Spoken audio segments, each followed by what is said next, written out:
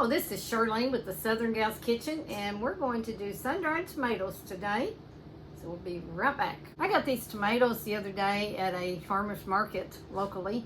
These are what they call Arkansas tomatoes. They're raised locally.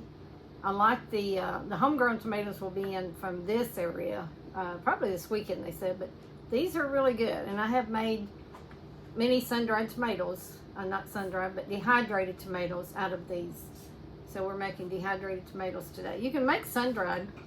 You can take your dehydrated tomatoes, and we'll talk about that once I show you how they dry up. And you can actually cut them in half or pieces or leave them in slices. Put them in a jar and then fill it with some olive oil. Put it in your fridge. It'll keep a week or so. I've seen videos say you can keep them for a long time. I can tell you, you better be careful of botulism because you're not going to be able to keep them. They might keep and you might be okay, but I'm not taking that chance.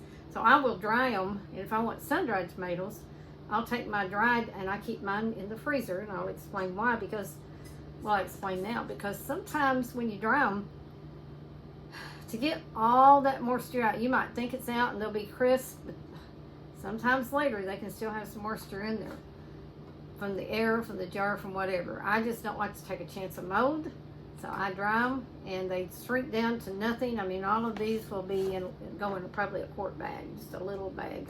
So you dry them up, and I use them in soups and stews.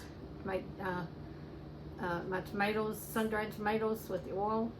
I use them for my marinara sauce, and I did a video on marinara sauce with, I used Arkansas tomatoes in that too, but any kind of good homegrown tomato makes a really good sauce. And I make it and I keep it in the freezer too. I'll make my sauce, and then I'll use what I'm going to use that day, but then I'll take the rest, spin it into a little blender, not a whole lot, just 15-20 seconds, just because I like it still to have some chunks in there.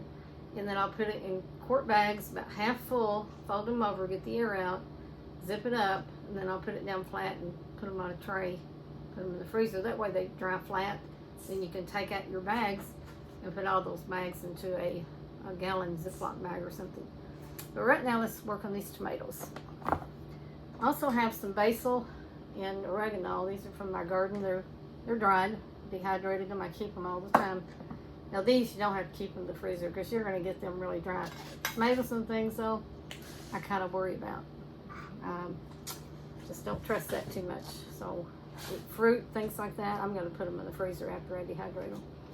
It's just my preference for 100% food safety. That's what I feel best doing. You take the core out at the end, and I even cut that little tiny piece off the bottom. You know, some people say you don't have to. I guess maybe you don't, but I like to take it off. And then I'll take my tomatoes. This is a really easy process. Get a good sharp knife, and you can slice them real thin, but they'll stick. Now I use my dehydrator trays. I keep these little liners on there, and that way they don't stick quite as bad. But about halfway through dehydrating, I dehydrate them all night, but about halfway through, like I'll put these on now, and before I go to bed, I will try to turn these over.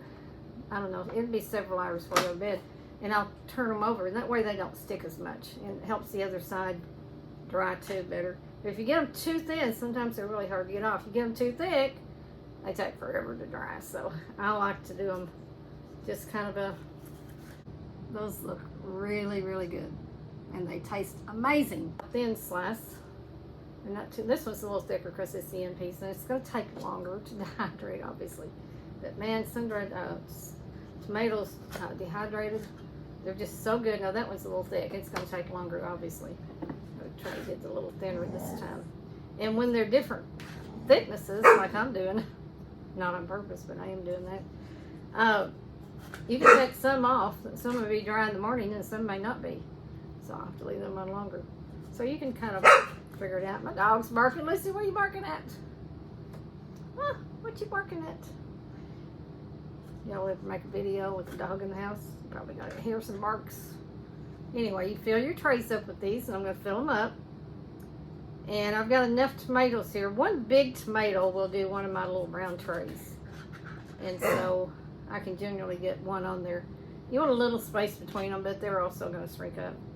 The end piece is always going to be a little thicker. I don't know what Lucy's barking about, but she is barking. that's all right. We'll tolerate it. Now I take my my oregano and my basil. I just sprinkle a little bit on there because when I freeze them that way and when I get them out to make spaghetti sauce or marinara sauce or soup or chili or whatever, I've already got some Italian seasoning. And this is fine in chili because I put oregano and basil in my chili anyway. Some people don't. I have a chili video you can watch, and I make my own chili powder. And but a lot of times I'll add some oregano and basil. You don't have to put that on there. And I'm only going to do this on some of them. There'll be some of them I'll leave plain without the spices. Just in case I want something that wouldn't, well, like in chili, you might not want those spices. So, you know, that's up to you. I do like oregano in my chili though. But you don't have to put this on any of them, and you certainly don't have to put it on all of them.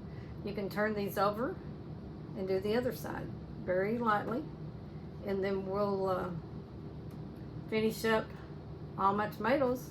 I'll put them on to dehydrate. I'll come back in several hours, probably about 6, and I will turn them over and I'll let them finish dehydrating. They take about 24 hours. Definitely take, overnight and then some. It depends on what time you go to bed, I guess, what you call overnight and what time you get up. But close to 15 to 20 hours. These are sliced a little thicker, so obviously they're going to take longer.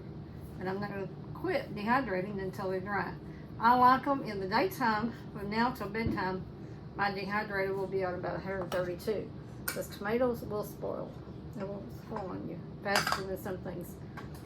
So when I go to bed though, I'm going to turn it down to about 115. I don't like to let it run all night. I just don't feel as comfortable letting it run all night on a higher temperature. In the morning, I'll turn it back up some.